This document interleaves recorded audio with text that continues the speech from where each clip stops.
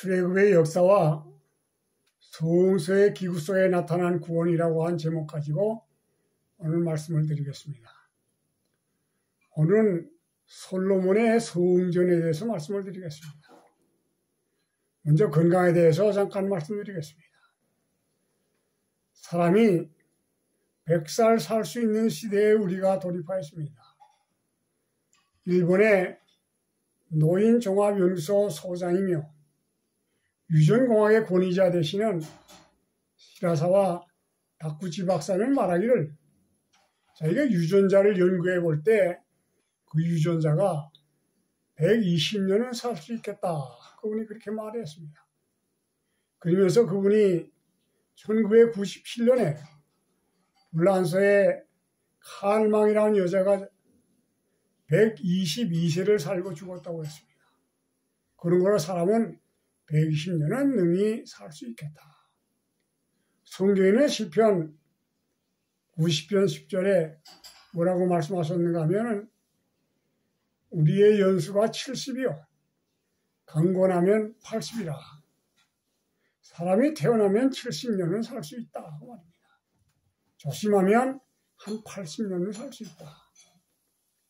근데 사람의 수명의 한계가 얼마냐? 창세기 6장 1절로 3절에 있는 말씀 보면 하나님의 아들들이 사람의 딸들의 아름다움을 보고 결혼한지라. 그런데 하나님의 신이 떠났다고 그랬습니다. 그런데 수명은 120년이 되더라.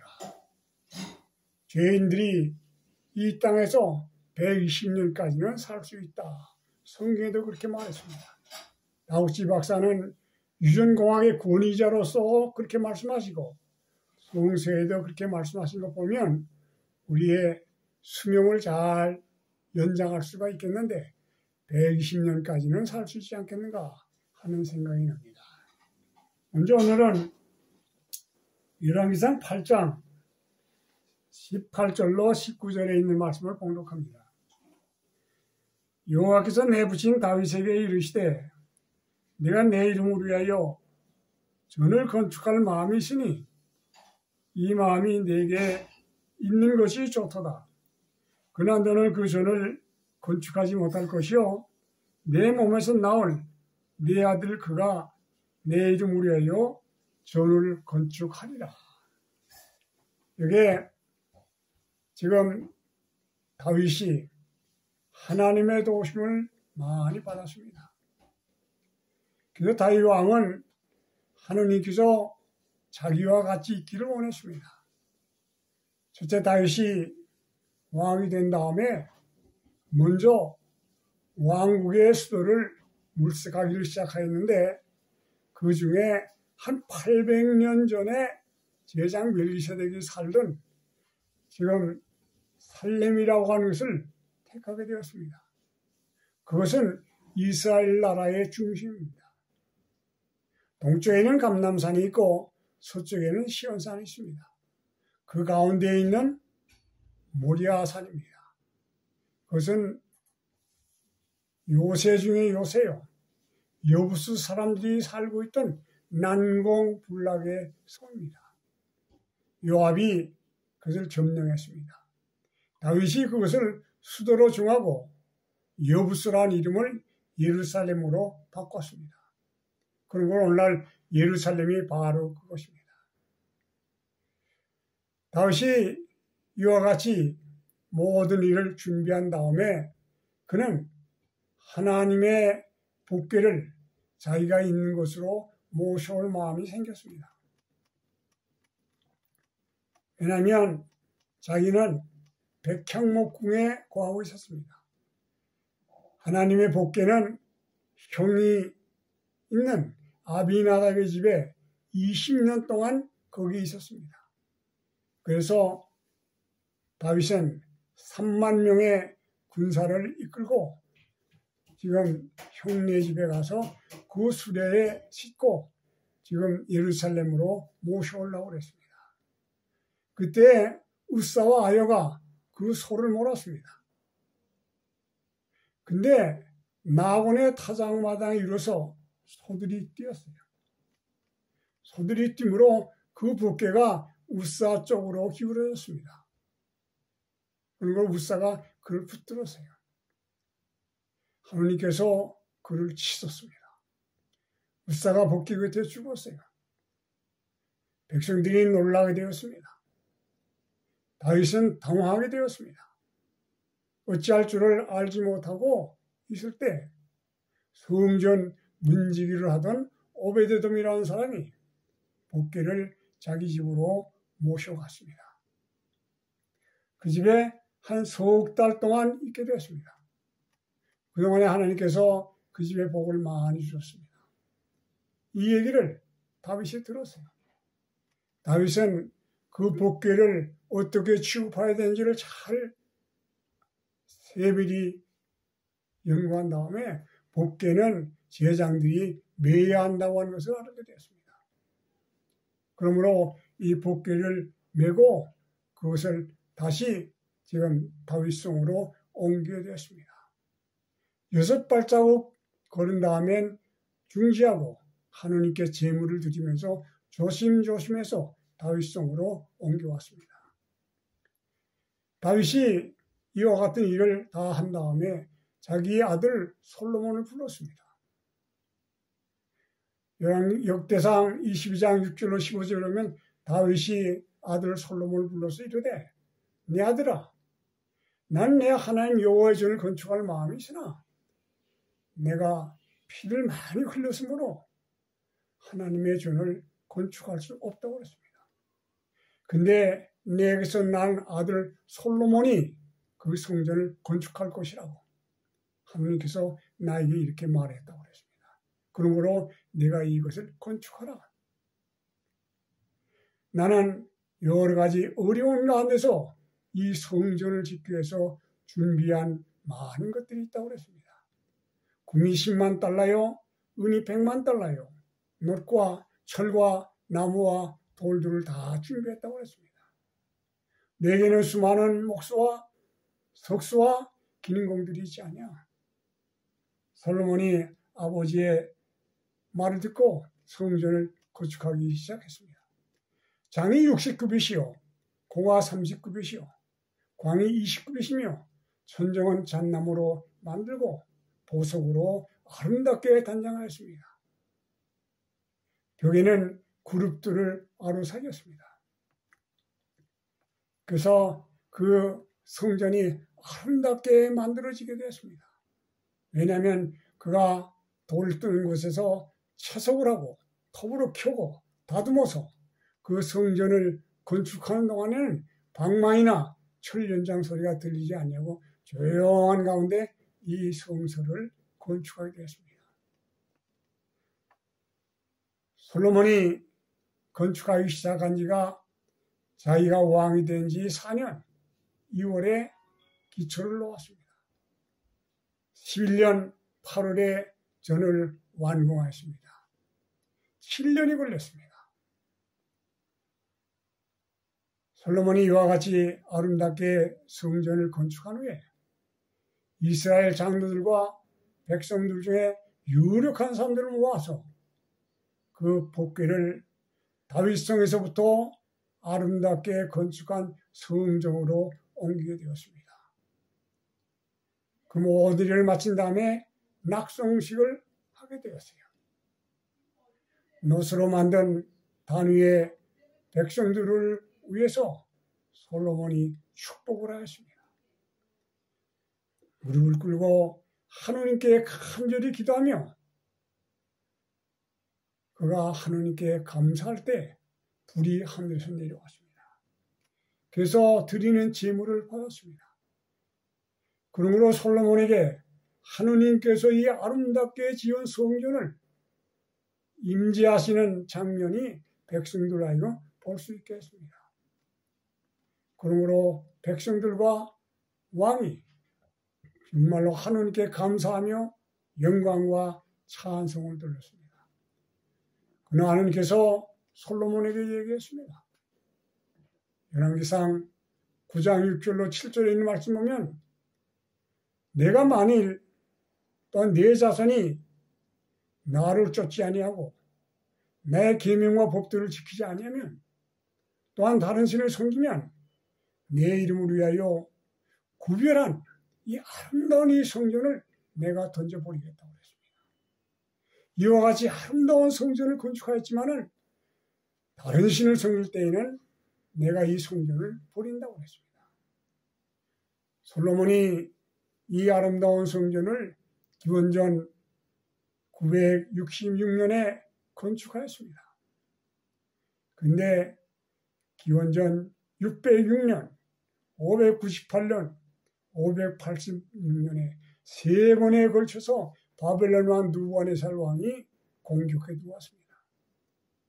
나라는 망하게 되고 예루살렘의 아름다운 성전은 불타버리게 되었습니다. 왜 이렇게 됩니까?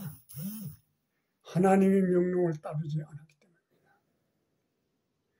또한 하나님께서 말씀하신 대로 다른 신을 섬겼기 때문입니다. 그러므로 비참하게도 나라는 망하게 되고 또한 아름답게 지었던 성전은 불타버리고 말았습니다.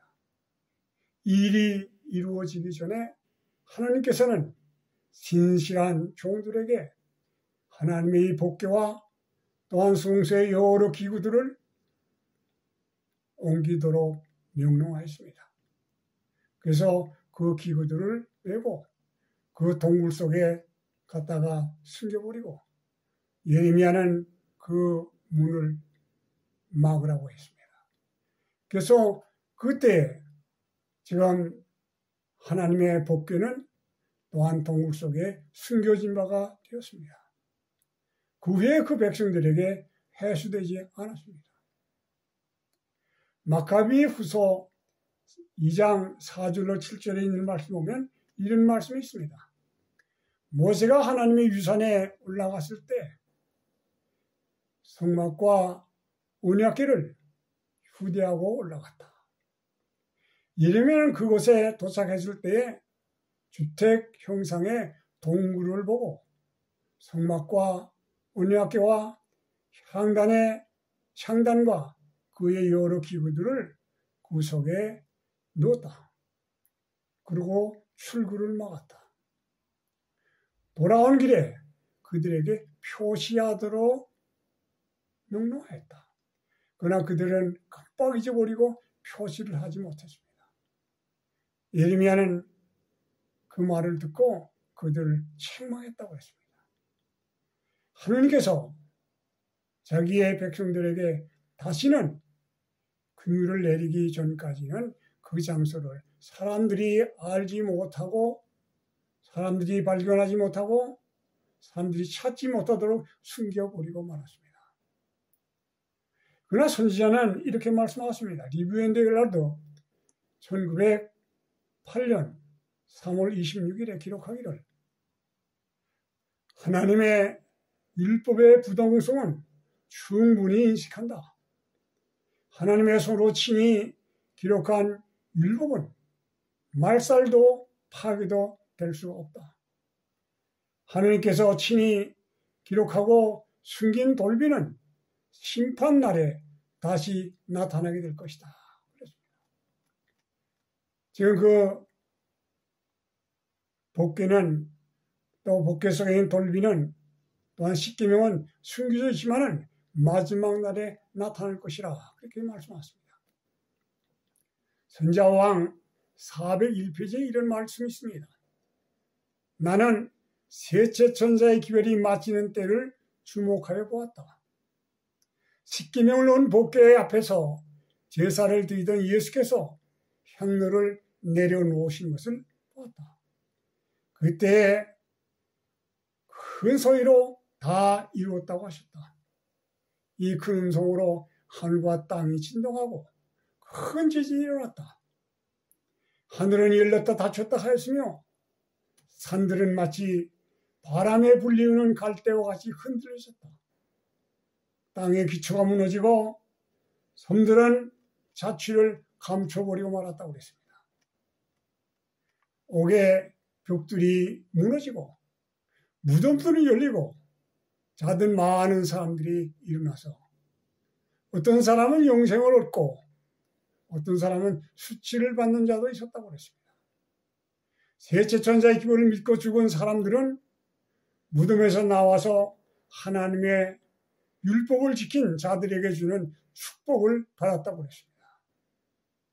그때 시내산에서 모세의 불꽃 가운데서 선포한 십계명이 공중에 나타나서 많은 사람들이 볼 수 있을 것이라고 그랬습니다.